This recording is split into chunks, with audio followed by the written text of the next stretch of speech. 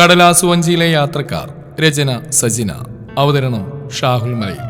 Editing Shireej Poonoor. പുഴയിലേക്ക് ചാഞ്ഞു നിൽക്കുന്ന തെങ്ങിൽ ചാരിയിരിക്കുമ്പോൾ ശ്യാമിന്റെ ഉള്ളം നീറിപ്പുകയുകയായിരുന്നു. ചുവന്ന് കലങ്ങിയ മിഴികളോടെ പുഴയിലെ കുഞ്ഞോളങ്ങളിലേക്ക് കണ്ണ് വായിക്കുമ്പോൾ പഴയകാല ഓർമ്മകൾ പലതും അവന്റെ മനസ്സിലേക്ക് ഓടിയെത്തി.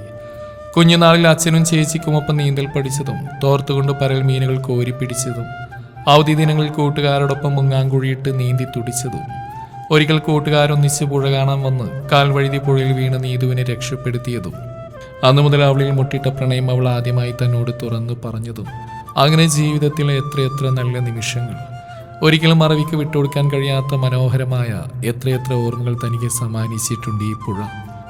തൻ്റെ ആത്മാവിനോട് അത്രയും ചേർന്ന് നിൽക്കുന്നുകൊണ്ടായിരിക്കുമല്ലോ ഇന്ന് ഈ ഉള്ളം തകർന്ന വേദനയിൽ ആദ്യം ഓടിയെത്താൻ തോന്നിയത് ഈ പുഴക്കരയിലേക്ക് തന്നെയാണ്. കാലചക്രം മുന്നോട്ട് കുതിക്കുമ്പോൾ കൂട്ടുകാരിൽ പലരും ജോലിയും മറ്റുമായി ജീവിതത്തിരക്കുകളിലേക്ക് ഊളിയിട്ടപ്പോൾ ആമ്പല്ലൂർ പുഴയെയും പതിയെ മറന്നിരുന്നു. താനും കിച്ചുവും മാത്രം പതിവ് ശീലങ്ങൾ തെറ്റിച്ചിരുന്നില്ല. 2 വർഷം മുമ്പ് അവൻ ഗൾഫിലേക്ക് പോകുന്നവരെ അവനില്ലായ്മ മനസ്സിലൊരു ശൂന്യത നിറച്ചപ്പോൾ പതിവ് ശീലങ്ങൾ തന്നിൽ നിന്നും പതിയെ അപ്രത്യക്ഷമായി. എന്നാൽ ഈ മാസം അവൻ ലീവിന് വന്നപ്പോൾ മുതൽ വീണ്ടും ഒഴിവുവേളകൾ മുങ്ങിക്കുളിയും മീൻപിടുത്തവും ഒക്കെയായി തങ്ങൾ ആഘോഷമാക്കി മാറ്റിയിരുന്നു. പണ്ട് മുതലേ കൂട്ടുകാരിൽ തനിക്കെന്ന് അടുപ്പ കൂടുതൽ കിരണെന്ന കിച്ചുവിനോടായിരുന്നു. അച്ഛൻ്റെ കൂട്ടുകാരൻ രവിയേട്ടൻ്റെ മകനാണെന്നുള്ളതും വീടുകൾ തമ്മിൽ 100 മീറ്റർ ദൂരമേ ഉള്ളൂ എന്നതും അതിനൊരു കാരണവും കൂടിയായിരുന്നു. കിച്ചു ഏത് കാര്യത്തിനും തൻ്റെ ഒപ്പം നിന്നിരുന്ന തൻ്റെ ചങ്കായിരുന്നവൻ. വീട്ടുകാരുടെ എതിർപ്പിനെ അവഗണിച്ചുകൊണ്ട് നീതു വീട് വിട്ട് ഇറങ്ങി വന്നപ്പോൾ തങ്ങളെ ഒന്നിപ്പിക്കാൻ മുൻപന്തിയിൽ നിന്നവൻ. എന്നും തൻ്റെ സന്തത സഹചാരിയായിരുന്നവൻ. ഓർമ്മകളുടെ ആഴങ്ങളിലേക്ക് ഊളിയിട്ടിറങ്ങിയപ്പോൾ ശ്യാമിൻ്റെ മിഴികൾ സജലങ്ങളായി. ഒരിളം കാറ്റ് തഴുകി കടന്നു പോയപ്പോൾ വ്യാമോഹമാണെന്നറിഞ്ഞിട്ടും തൻ്റെ ഉള്ളിലെ കനലിരിക്കാനുള്ള ശക്തി ആ കുളിർക്കാറ്റിനുണ്ടായിരുന്നുവെങ്കിലെന്നവൻ വെറുതെ മോഹിച്ചു. നീതു അവളിന്നും പിടിവാശിക്കാരിയായിരുന്നു. തൻ്റെ പ്രണയവും അവൾ അത്തരത്തിൽ തന്നെ നേടിയെടുത്തതാണല്ലോ. ഒരു നെടുവീർപ്പോടെ ഓർത്തു ശ്യാം. സാമ്പത്തികമായി ഉന്നത സ്ഥിതിയുള്ള അവളുടെ വീട്ടുകാർക്ക് വെറുമൊരു പ്ലംബറായ തന്നെ ഒരിക്കലും അംഗീകരിക്കാൻ കഴിയില്ലെന്ന് പൂർണ്ണ ബോധ്യമുള്ളതുകൊണ്ടായിരുന്നു ഉള്ളിലെ ഇഷ്ടം മറച്ചു വെച്ചുകൊണ്ട് തന്നെ അവളെ തന്നാലാവും വിധം പിന്തിരിപ്പിക്കാൻ ശ്രമിച്ചത്. ഒടുവിൽ പുഴയിൽ ചാടി ജീവൻ വെടിയുമെന്ന അവളുടെ ഭീഷണിക്ക് മുമ്പിൽ താനും കീഴടങ്ങുകയായിരുന്നു. തൻ്റെ അമ്മച്ചിയും ചേച്ചിയും പൂർണ്ണ മനസ്സോടെ തന്നെയാണ് നീതുവിനെ സ്വീകരിച്ചത്. അച്ഛനുണ്ടായിരുന്നെങ്കിൽ അച്ഛന് നിറഞ്ഞ മനസ്സോടെ തന്നെ അവളെ സ്വീകരിക്കുമായിരുന്നു. അതായിരുന്നു തൻ്റെ കുടുംബം. സ്നേഹിക്കാൻ മാത്രം അറിയാവുന്നവർ. തന്നെ സ്നേഹിച്ച കാരണം കൊണ്ട് എല്ലാ സുഖങ്ങളും ത്യജിച്ചു വരുന്നവൾക്ക് ഒരു കുറവും വരാതിരിക്കാനായിരുന്നു പലപ്പോഴും ഒഴിവ് ദിനങ്ങളിൽ പോലും പണിക്കിറങ്ങിയത്. എന്നിട്ടും അവളുടെ പരാതികളും പരിഭവങ്ങളും തീരുന്നുണ്ടായിരുന്നില്ല. അവളുടെ പരാതികൾ ഒരു പരിധിവരെ അവസാനിച്ചത് ഒരിക്കൽ വീട്ടിൽ വന്ന ചേച്ചിയോടൊപ്പം അമ്മ വീടിൻ്റെ പടിയിറങ്ങി പോയപ്പോഴായിരുന്നു. തിരികെ വിളിക്കാൻ ചെന്ന തൻ്റെ തലയിൽ സ്നേഹത്തോടെ തലോടിക്കൊണ്ടാണ് അമ്മ പറഞ്ഞത്, കണ്ണ, അമ്മയ്ക്ക് പരാതിയൊന്നും ഉണ്ടായിട്ടല്ല, അമ്മ വരണില്ല എന്ന് പറഞ്ഞ്. അമ്മ ഇനി അവിടെ നിന്ന് എൻ്റെ കുട്ടിക്കൊരു സമാധാനവും കിട്ടില്ല. എൻ്റെ മക്കള് സുഖമായിട്ട് ജീവിക്കണത് കണ്ടാൽ മതി അമ്മയ്ക്ക്. ഇടയ്ക്ക് അമ്മ വന്നോളാം, പിന്നെ നിങ്ങൾക്ക് എപ്പോൾ വേണേലും അമ്മയെ കാണാൻ വരാലോ. ചേച്ചിയും ഹരിയേട്ടനും കൂടി അമ്മയുടെ വാക്കുകളെ പിന്തുണച്ചപ്പോൾ നിരാശനായി മടങ്ങേണ്ടി വന്നു. ഒരു ദിവസം പോലും തങ്ങളുടെ വീടുകുട്ടികൾക്ക് ഇഷ്ടപ്പെടാതിരുന്ന അമ്മ സ്വന്തം വീട്ടിൽ അങ്ങനെ വിരുന്നുകാരിയായി മാറി. അതിൻ്റെ പേരിൽ പോലും താൻ ഇന്നുവരെ നീതുവിനെ കുറ്റപ്പെടുത്തിയിട്ടില്ല. അല്ലെങ്കിലും ഒന്നിൻ്റെ പേരിലും താൻ അവൾ ഒരിക്കലും വേദനിപ്പിച്ചിട്ടില്ലല്ലോ. സ്വന്തം വീട്ടുകാർ പൂർണ്ണമായും കൈയൊഴിഞ്ഞ അവൾക്ക് താങ്ങായി താൻ മാത്രമേ ഉള്ളൂ എന്ന തോന്നലായിരുന്നു എപ്പോഴും ഉള്ളിൽ. എന്നിട്ടും എന്തിനു വേണ്ടി?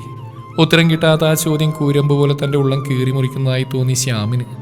ജോലിസ്ഥലം അല്പം ദൂരെയായിരുന്നതിനാൽ ഇന്ന് രാവിലെ വീട്ടിൽ നിന്ന് അല്പം നേരത്തെ തന്നെ ഇറങ്ങിയിരുന്നു. അല്പദൂരം ചെന്നപ്പോൾ തന്നെ മഴ തുള്ളിയിടാൻ തുടങ്ങി. അപ്പോഴാണ് റെയിൻകോട്ട് എടുത്തില്ലെന്ന കാര്യം ഓർമ്മ വന്നത്. തലേന്ന് വൈകിട്ട് ജോലി കഴിഞ്ഞുള്ള തിടുക്കത്തിൽ പ്രതീക്ഷിക്കാതെ പെയ്ത പെരുമഴയിൽ നനഞ്ഞു കുതിർന്നാണ് വീട്ടിലെത്തിയത്. ഇന്ന് റെയിൻകോട്ട് ഇല്ലെങ്കിൽ അത് ആവർത്തിക്കേണ്ടി വരുമല്ലോ എന്നോർത്താണ് വീട്ടിലേക്ക് തിരിച്ചത്. വീടിൻ്റെ പിന്നാമ്പുറത്തെ ബഹളത്തിൽ നിന്നും മക്കളെ കുളിപ്പിക്കുന്ന തിരക്കിലാണ് നീതു എന്ന് മനസ്സിലായി.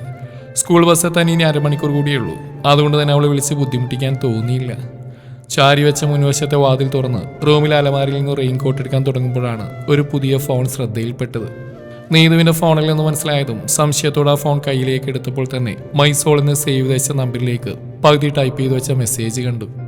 ആ നമ്പറിലെ DP-യിലുള്ള ചിത്രം ഉള്ളിൽ പലവിധ ചോദ്യങ്ങളും ഉയർത്തി. അമ്പരപ്പോടെ മുകളിൽ 1-2 വോയിസ് മെസ്സേജുകൾ കേട്ടപ്പോൾ തലകറങ്ങുന്നതായി തോന്നി ശ്യാമിന്. തൻ്റെ ആത്മാവിൻ്റെ അംശങ്ങൾ തന്നെയെന്ന് താൻ കരുതിയിരുന്ന തൻ്റെ പ്രാണന്റെ പാതിയും തൻ്റെ ആത്മമിത്രവും പരസ്പരം അയച്ച പ്രണയാർദ്രമായ ശബ്ദ സന്ദേശങ്ങൾ താൻ കണ്ട സ്വപ്നമല്ലെന്ന് വീണ്ടും സ്വയം ബോധ്യപ്പെടുത്തി. മനസ്സെന്തിനിക്കോ വേണ്ടി മുറവിളി കൂട്ടി. മക്കളുടെ മുഖങ്ങൾ മനസ്സിലേക്ക് ഓടിയെത്തുമ്പോൾ നിസ്സഹായതയോടെ ഒരു നിമിഷം കട്ടിലേക്കിരുന്നു. ഒന്ന് ആർത്ത് കരണമെന്ന് തോന്നിയപ്പോൾ കാലുകൾ വലിച്ച് മുറ്റത്തേക്ക് ഓടുകയായിരുന്നു. തകർന്ന മനസ്സോടെ ഫോണും ഓഫാക്കി ഇവിടെ ഈ ഇരിപ്പ് തുടങ്ങിയിട്ട് മണിക്കൂറുകളായി. ഇനി എത്ര മണിക്കൂറുകൾ ഇരുന്നാലും തൻ്റെ മനസ്സെന്ന കടലിൽ തിരയടങ്ങുമെന്ന് തോന്നുന്നില്ല. തെറ്റ് തൻ്റെ ഭാഗത്തുമുണ്ട്. അവർക്കിടയിൽ താൻ കണ്ട സഹോദര സ്നേഹം കാപ്പട്ടിയതിൻ്റെ മുഖം മൂടിയാണെന്ന് തിരിച്ചറിയാൻ തനിക്കായില്ല. ഒരു കൂടപ്പിറപ്പിനെ പോലെ കരുതി തൻ്റെ വീട്ടിൽ കിച്ചുവിന് അമിത സ്വാതന്ത്ര്യം നൽകിയത് താൻ തന്നെയായിരുന്നു. എല്ലാം തിരുത്തണം, നീതുവിനെ കാര്യങ്ങൾ പറഞ്ഞ് ബോധ്യപ്പെടുത്തണം. എന്തു തന്നെയായാലും തൻ്റെ മക്കൾക്ക് അവരുടെ അമ്മയെ വേണമല്ലോ. കിച്ചുവിനെ കൊണ്ട് എത്രയും വേഗം ഒരു വിവാഹത്തിന് സമ്മതിപ്പിക്കണം. വിവാഹകാര്യം പറയുമ്പോൾ അവൻ്റെ ഒഴിഞ്ഞുമാറ്റം രവിയേട്ടനെയും ഭാമച്ചേച്ചി ഒരുപാട് വേദനിപ്പിക്കുന്നുണ്ട്. ആ സങ്കടം അവർ ഇന്നലെയും തന്നോട് പങ്കുവച്ചിരുന്നു. എല്ലാം ശരിയാക്കണം. ആ ഉറച്ച തീരുമാനത്തോടെ ഇരു കൈകൾ കൊണ്ട് കണ്ണുകൾ അമർത്തി തുടച്ചുകൊണ്ട് ശ്യാം ബൈക്കിലേക്ക് കയറി വീട്ടിലേക്ക് തിരിച്ചു. കോളിംഗ് ബെല്ലിൽ വിരലമർത്താൻ തുടങ്ങുമ്പോഴാണ് പടികളുടെ ഒരു വശത്തായി അഴിച്ചു വെച്ച കിച്ചുവിൻ്റെ ഷൂസ് ശ്രദ്ധയിൽപ്പെട്ടത്. എന്തോ ഒരു ഉൾപ്രേരണയാൽ വീടിൻ്റെ പുറകുവശത്തേക്ക് നടക്കുമ്പോൾ കണ്ടു. ഒരു വശത്തായി വീടിനോട് ചേർന്ന് ചാരി നിർത്തിയിട്ടിരിക്കുന്ന അവൻ്റെ ബൈക്ക്.